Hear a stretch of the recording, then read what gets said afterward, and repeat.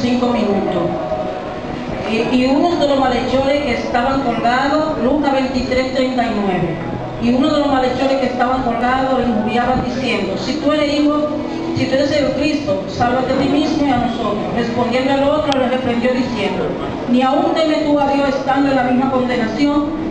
Nosotros la verdad justamente padecemos, porque recibimos lo que merecieron nuestros hechos, mas él de ningún mal hizo. Y dijo a Jesús: acuérdate de mí cuando venga en tu reino. Entonces Jesús le dijo: de cierto te digo que hoy estará conmigo en el paraíso. Amén. Pueden sentarse, hermano.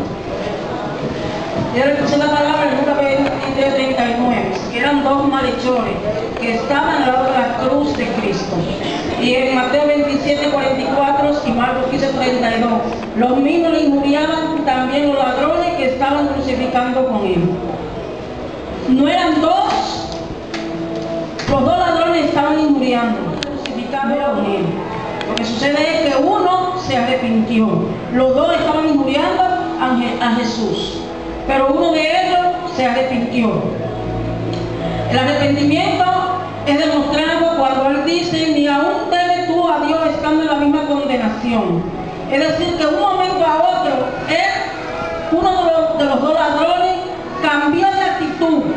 Es decir, la forma de pensar fue diferente. Ya no estaban injuriando a Jesús, sino que cambió de actitud y reprendió.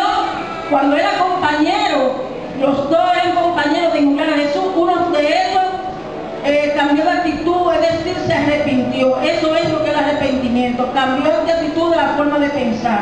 Y no solamente le dolió a él, sino también le dolió lo que el otro estaba hablando. Porque el arrepentimiento es dolor por haber ofendido a Dios. Y él no solamente dolió su pensamiento, lo que él estaba pensando, lo que estaba injuriando, sino que también le dolió lo que el compañero estaba haciendo. Ese es el ladrón arrepentido. ¿Qué hizo cambiar de actitud a ese ladrón si estaba injuriando a Jesús? La inocencia de él, padeciendo lo mismo que él estaba padeciendo, porque ellos eran culpables, pero Jesús era inocente.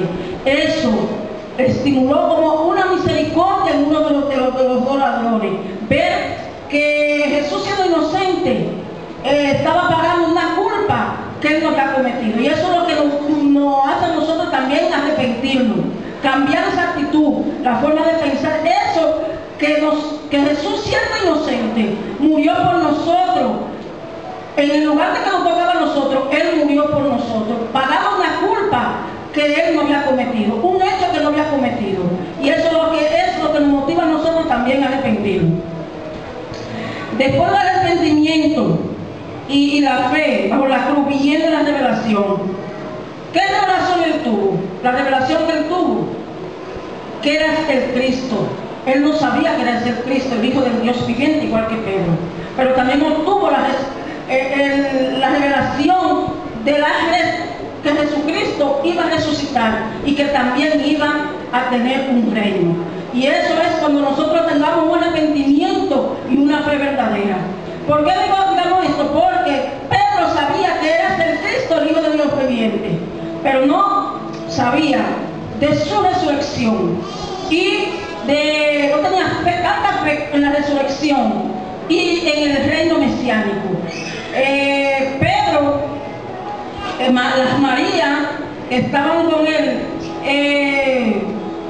y Pedro, Juan, las Marías y Tomás vacilaron. Tomás tuvo que ver para creer. Pedro y Juan tuvieron que correr para ver si el cadáver estaba dentro del lugar. María también tuvo que ir y dijo: ¿dónde lo pusieron? Es decir, que el que sabía de la resurrección verdadera era el ladrón, por medio de la fe. Es decir, que con la fe y el arrepentimiento es que viene la salvación verdadera. ¿Quién le reveló al ladrón esas cosas? Dice la palabra en Mateo 11:27 que Jesucristo era el Salvador. ¿Quién le reveló la resurrección y quién le reveló el reino mesiánico? Dice la palabra Porque como estas cosas me fueron entregadas por mi Padre, y nadie conoce al Hijo sino al Padre, ni al Padre conoce a alguno sino al Hijo, y aquel a quien el Hijo se la quiera revelar. Fue revelado. Amén. El ladrón le fue revelado después del arrepentimiento, la resurrección y el reino de Jesús. Vamos a concluir ya, que me dieron pocos minutos. Horas o minutos o segundos puede alcanzar la salvación por medio del arrepentimiento. Ese ladrón estaba ya al borde de ¿qué? De pasar al infierno. Más en minutos fue salvado su vida. Es decir, que el arrepentimiento, en pocos minutos usted está arrepentido, usted puede ser salvo. Que tú estarás siempre tentado, porque Jesucristo fue tentado en el monte y también fue tentado en la cruz del Calvario, porque uno de los dos ladrones fue usado por Satanás y le dijo que lo salvara a ellos y que se salvara a él mismo. Es una forma de tentación. Entonces recuerda, como dice, si tú eres hijo de Dios, como dice esa misma palabra en la cruz del Calvario, fue uno de los dos ladrones. El que no estaba arrepentido fue usado. Lo que quiere decir que nosotros vamos a ser siempre tentados por nuestra redención hasta los últimos minutos. Que no es lo mismo estar al lado de Jesús crucificado que estar juntamente crucificado. Había dos ladrones y estaban al lado de Jesús. Pero para estar crucificado juntamente con Jesús, debemos estar arrepentidos. Que la condición está condicionada al arrepentimiento y a la fe. Es decir, que la salvación viene por el arrepentimiento y la fe. Que la salvación es independiente de los sacramentos. El malhechor nunca había sido bautizado ni había participado en la cena del Señor.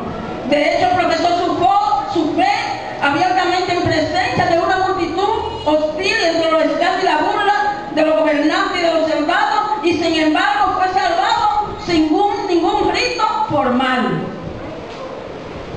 Que la salvación es independiente de las buenas obras, que no hay sueño del alma. El cuerpo puede que duerma, pero tras de la muerte se está consciente, que no hay lugar de purgatorio como dicen ciertas religiones.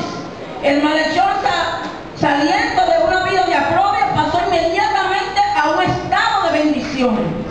Que la salvación no es universal, porque dice la palabra que uno será tomado y otro será dejado, y que uno de los dos fue tomado y otro será dejado. Que del lado de Jesucristo uno puede ir al cielo y otro ir al infierno, porque los dos, uno fue al cielo y otro fue al infierno, y estaban al lado de Jesucristo. Que hay que estar juntamente crucificado con Él, y eso lo tenemos por medio de un arrepentimiento y una fe verdadera.